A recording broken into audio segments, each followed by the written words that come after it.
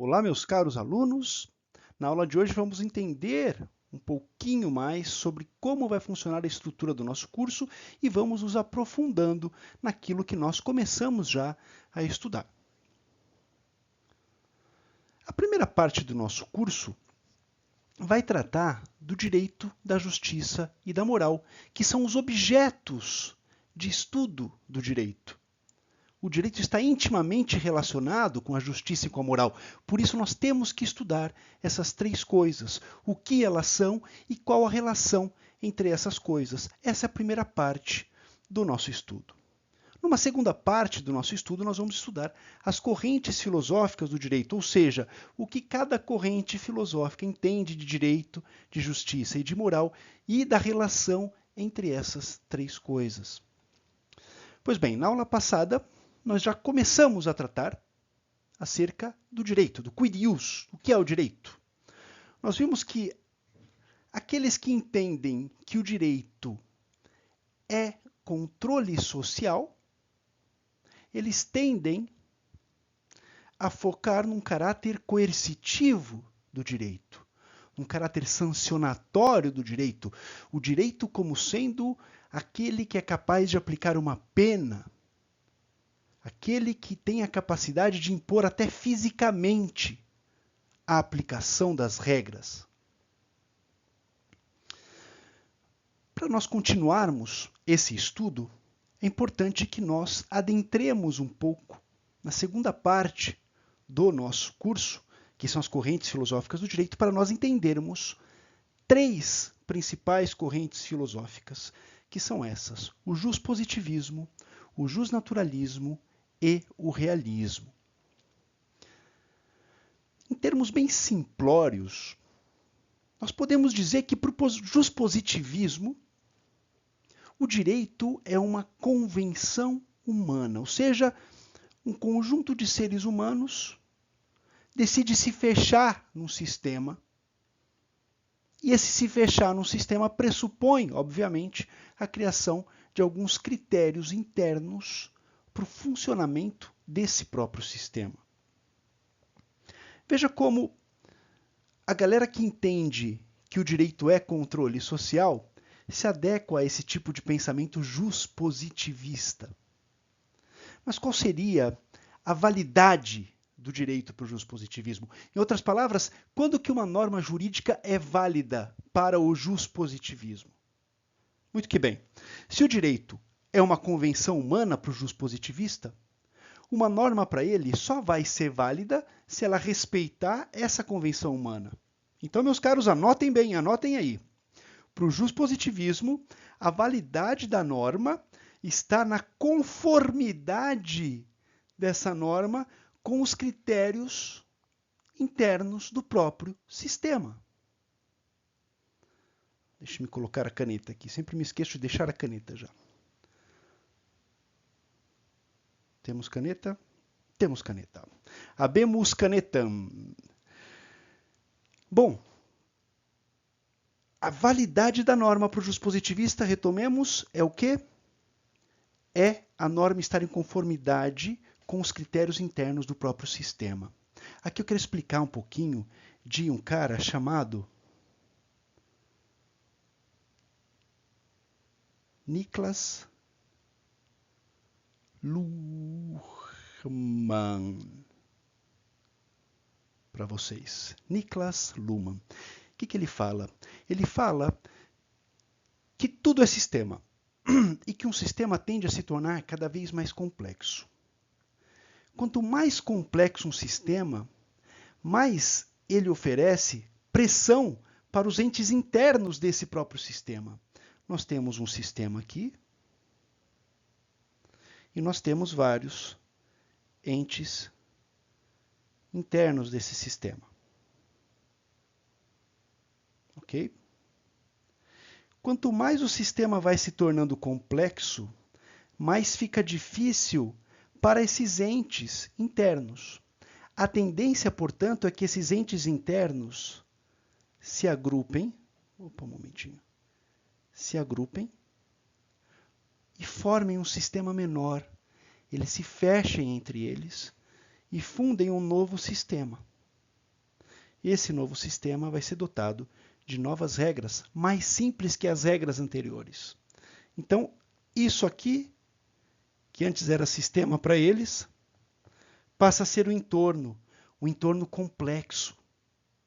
Um entorno complexo que não consegue entrar no sistema que eles criaram. O que eles fazem? Eles só abrem a porteira de vez em quando eles já se decidem o que eles querem aqui dentro. Então eles olham para o entorno, isso aqui me serve. Eles trazem o que serve para eles, que está no entorno que é mais complexo que o interior, e fecham novamente, eles se fecham novamente. Certo? Então o que acontece? Se a gente analisar sob a perspectiva de Niklas Luhmann, o que aconteceu com a formação do direito? A formação do direito, a gente pode verificar ela, isso é fantástico, fantástico, é quase orgásmico para mim. Coloca o ser humano na natureza selvagem. O ser humano está na natureza selvagem. A natureza ela é o quê? Ela é extremamente complexa. Ela é um ambiente complexo, ela é um sistema complexo. O que o ser humano faz? Ele se reúne com outros seres humanos e se fecha. E se protege dessa natureza.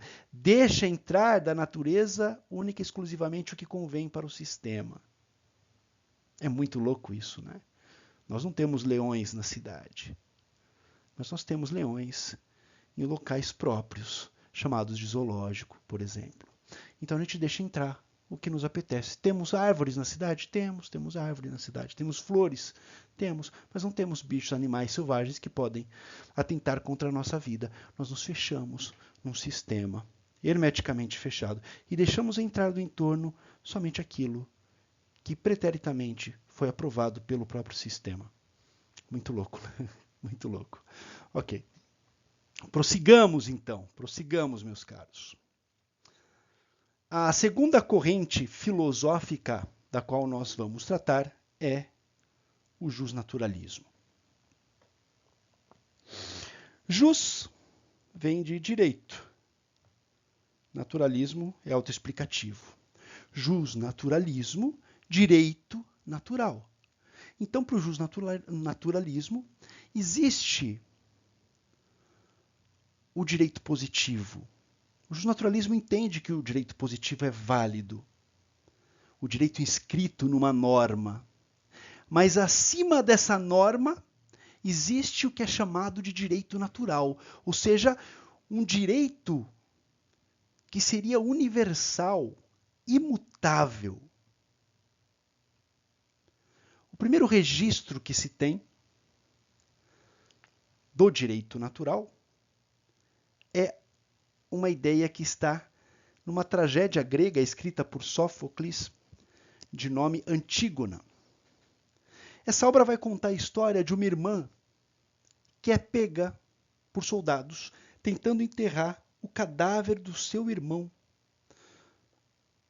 E havia uma regra nessa cidade que proibia o irmão dela de ser sepultado por qualquer um. Essa ordem foi dada pelo governante da cidade, de nome Creonte, que era tio, inclusive, tanto do defunto e, obviamente, da Antígona, que era irmã do defunto.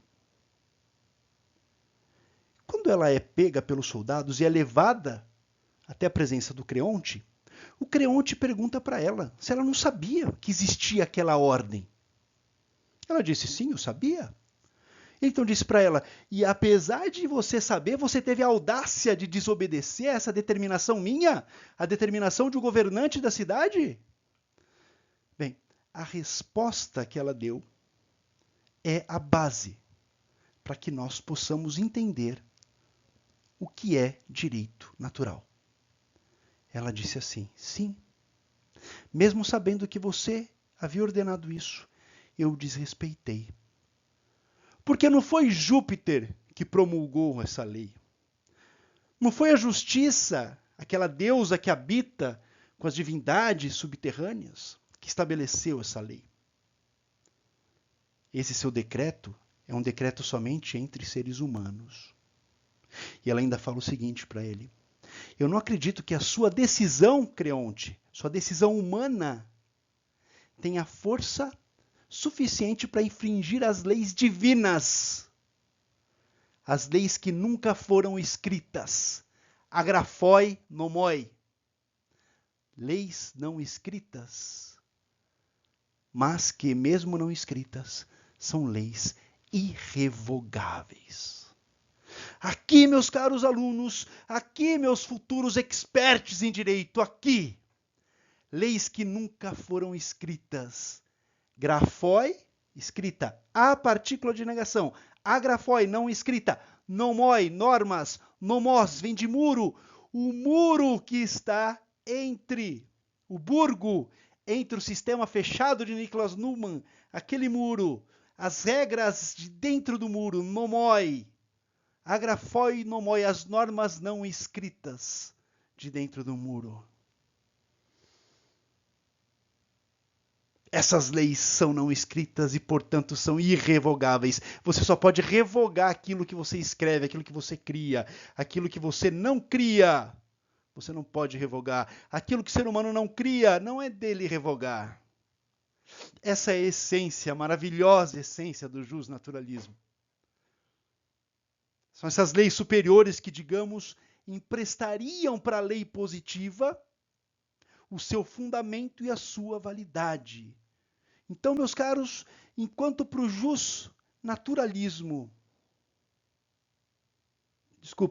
justpositivismo, a validade das normas está fundamentada de acordo com os critérios internos adotados pelo sistema, para o justnaturalismo, as normas têm validade enquanto elas não desrespeitam essas leis naturais, essas agrafoi nomoi, ou seja, essas leis, essas regras não escritas, portanto naturais. Este é o justnaturalismo. E pelo tesão que eu sinto em falar dessas coisas, vocês já percebem que das três correntes, a justnaturalista é que mais toca no meu coraçãozinho de pseudo-just-filósofo. Pois bem, alguns vão dizer, deixa eu ver aqui está melhor. Alguns vão dizer que o justnaturalismo, as leis naturais, elas são divinas, outros vão falar que são da natureza, outros vão falar que são da razão universal, da logos grega, outros vão falar que advém de um sentimento de justiça, por exemplo, Antígona, quando vê o corpo insepulto do irmão, o que ela pode fazer? Ela não pode fazer nada. Como ela não vai poder fazer nada? O sentimento de justiça que pulula nela, que surge nela, que toma conta dela, faz com que ela faça. Afinal de contas, é de todo ser humano a necessidade de ser cuidado para depois da morte. Não somos animais, não somos bichos, não somos vegetais que ficam jogados, secando na terra. A gente precisa voltar para debaixo da terra. Essa tem sido a tradição em todos os lugares do mundo. Ou quase todos, em alguns se queima, mas se faz alguma coisa com o corpo, não o deixem sepulto. Percebam, um sentimento de justiça. Então, algumas correntes falam que o justnaturalismo advém desse sentimento que é natural. Okay? De qualquer forma, é natural. Ou natureza, ou Deus, razão, sentimento de justiça. Pois bem, isso não nos importa muito, ao menos não agora. O que é interessante é que para o justnaturalismo, o direito positivo, ou seja, o direito escrito, é importante, já disse, mas ele não subsiste caso ele entre numa rota de colisão com o direito natural. O direito natural tem mais força do que o direito positivo. O direito positivo tem que ser na mesma linha, tem que respeitar o direito natural. Caso contrário, ele não é válido. E aqui, meus caros, surgem dois nomes no justnaturalismo muito importantes. Primeiro é Santo Tomás de Aquino, segundo Gustav Radbruch. Santo Tomás de Aquino, o famoso boi calado, veja, ele era bem cheinho, né? Ele era muito calado, extremamente inteligente, um intelecto invejável, talvez o maior intelecto que já tenha passado pelo planeta Terra. Muito possivelmente. Santo Tomás de Aquino disse que lex injusta non est lex. Lei injusta não é lei. Radbruch vai adotar essa ideia de lei injusta não ser lei, mas ele vai dar uma flexibilizada. Ele vai falar que uma lei extremamente injusta não é lei. Mas ambos dizem que uma lei injusta não é lei. Percebam como eles trabalham essa ideia de justnaturalismo. O que é o injusto? O injusto natural, óbvio, né? Porque se uma lei já é justa pelo único e exclusivo fato de ela ser lei, de acordo com o justpositivismo, não há que se falar em lei injusta. Toda lei seria justa, desde que ela seja oficiosa, desde que ela seja produzida pelo Estado de modo oficial.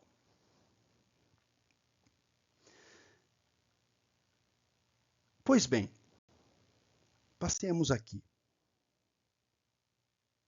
Vamos tratar agora, de um modo um pouco breve, acerca do realismo. O realismo não vai olhar para a fonte do direito, porque o justpositivismo procura a fonte do direito, o justnaturalismo procura a fonte do direito, mas o justpositivismo entende que a fonte do direito é a lei, o justnaturalismo entende que a fonte do direito é natural, e a lei deriva disso. O realismo não vai olhar para a fonte, ele vai olhar para a finalidade ali, ó. Não é nem para a finalidade, para o que pode acontecer, para o que acontece quando existe uma lei. Ele vai olhar para a eficácia da norma.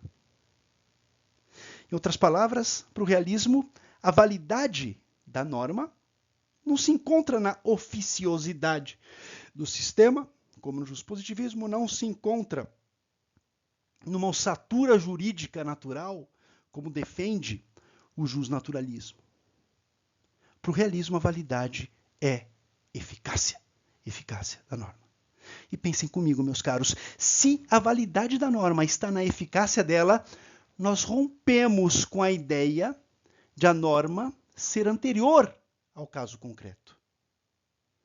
Porque qual que é a ideia do justpositivismo? A ideia do justpositivismo é que existe aqui a norma e aqui existe o caso concreto. Qual que é a ideia do justnaturalismo? Aqui existe um direito natural. Direito natural. Que vai fazer existir uma norma e essa norma se aplica ao caso concreto. Essa ideia aqui é do direito natural moderno, tá? O direito natural clássico ao qual meu filho é um pouco diferente. Explico já. No direito natural clássico, a gente parte do caso concreto, olha para o caso concreto, sabendo que é justiça. A gente já sabe que a justiça busca a justiça, o justo, de acordo a partir do caso concreto. Existe técnica para isso. E a partir do caso concreto, a gente extrai a norma. Ok?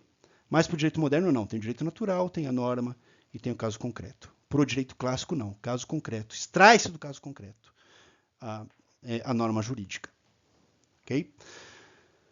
Mas se a gente está falando de realismo, a gente está falando de eficácia, a gente está rompendo com essa ideia.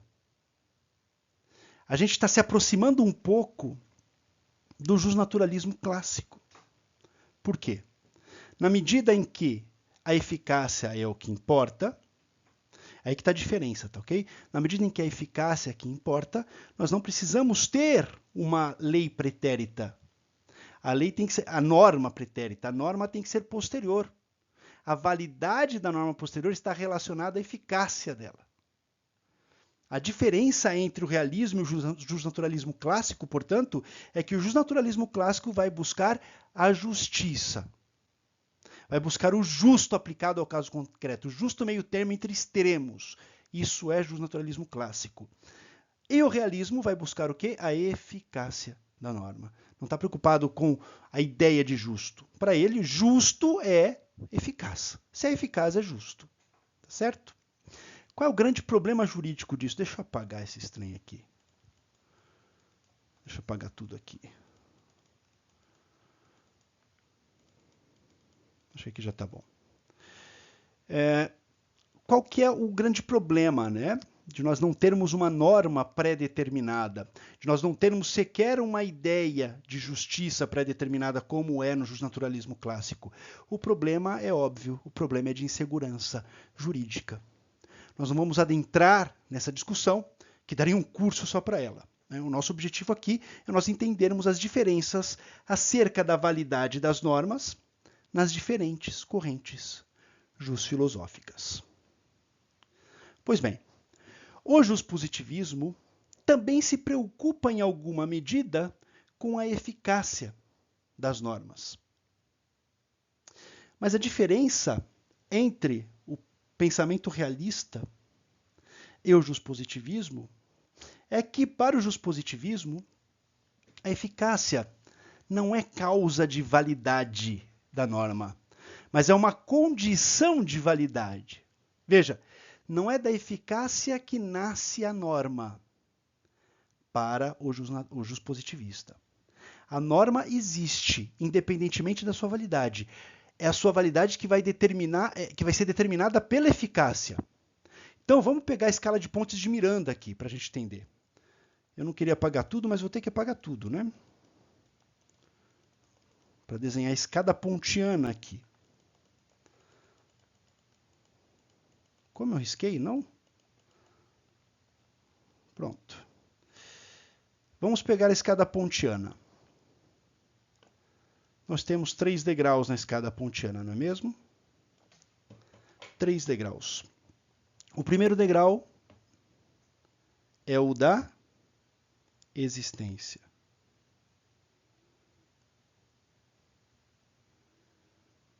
Existência. O segundo é o da validade. E o terceiro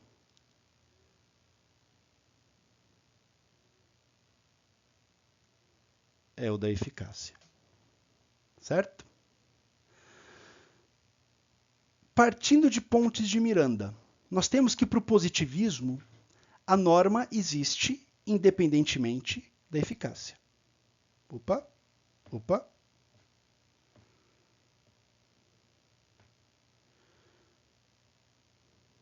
Como voltar? Será? Pronto, voltei. Então, para o positivismo, a norma existe independentemente da eficácia. Estamos passando por turbulência, senhores. Apertem os cintos.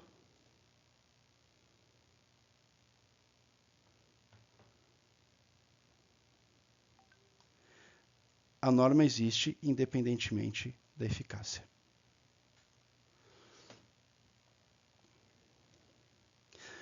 O realismo, ele vai trazer a eficácia como condição de existência da norma. Enquanto que o juspositivismo vai trazer a eficácia como condição de validade da norma. Vou repetir. Para o realismo, a existência da norma está relacionada à eficácia dela. Então, a eficácia é trazida para o plano da existência. A norma existe se for eficaz. Para o juspositivismo, a norma existe independentemente da validade e da eficácia, mas ela só é válida se for eficaz, ou seja, a eficácia é trazida para o plano da validade. No realismo, o terceiro degrau é trazido para o primeiro, e no positivismo, o terceiro degrau é trazido para o segundo degrau. Ficou claro? Muito que bem. Então, o que nós temos? Bem, nós temos 3 diferentes critérios de validade das normas. Nós temos o critério jurídico, adotado pelo positivismo. Nós temos o critério ético, também chamado de transcendental, adotado pelo justnaturalismo. E nós temos o critério sociológico, que é adotado pelo realismo. Guardem bem este resumo. Critério jurídico, juspositivismo, critério ético, transcendental, justnaturalismo, e critério sociológico, realismo. Por que sociológico? Porque vai defender da eficácia. E a eficácia está relacionada a como a sociedade vai reagir diante da aplicação de uma norma. O realismo está completamente conectado com a sociologia jurídica. Percebam que a ideia de que direito é, em alguma medida, regra e coerção, estão presentes nas 3 correntes aqui, as 3 correntes filosóficas. A grande diferença entre elas, na verdade, está na origem das regras. para o juspositivismo, as regras têm origem na convenção social.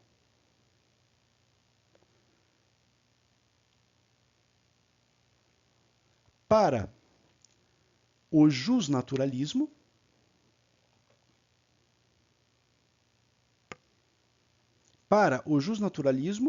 as regras têm origem no direito natural. E, para o realismo, as regras têm origem na sua eficácia.